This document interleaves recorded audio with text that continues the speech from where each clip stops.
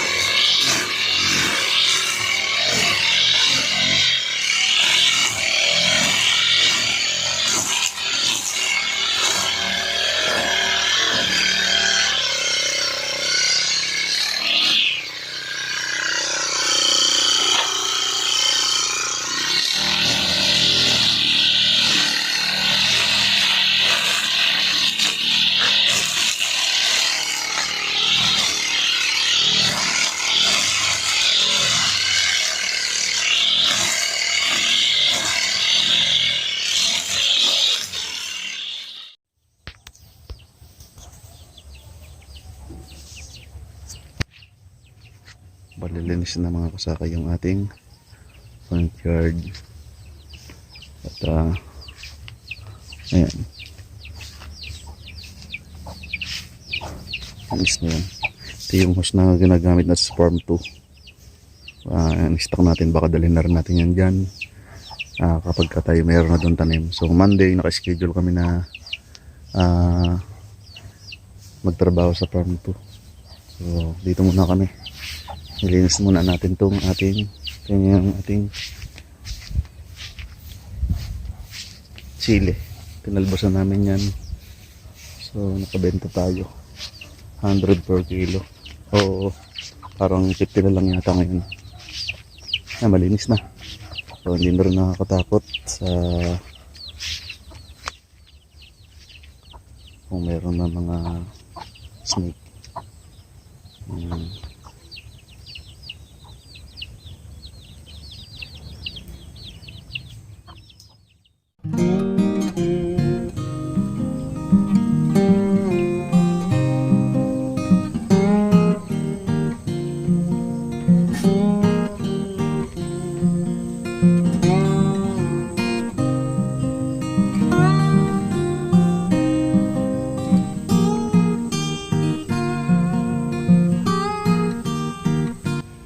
Bali, ito yung mga natirang masukal dito kasi meron tayo dito ang tanim na kalabasa.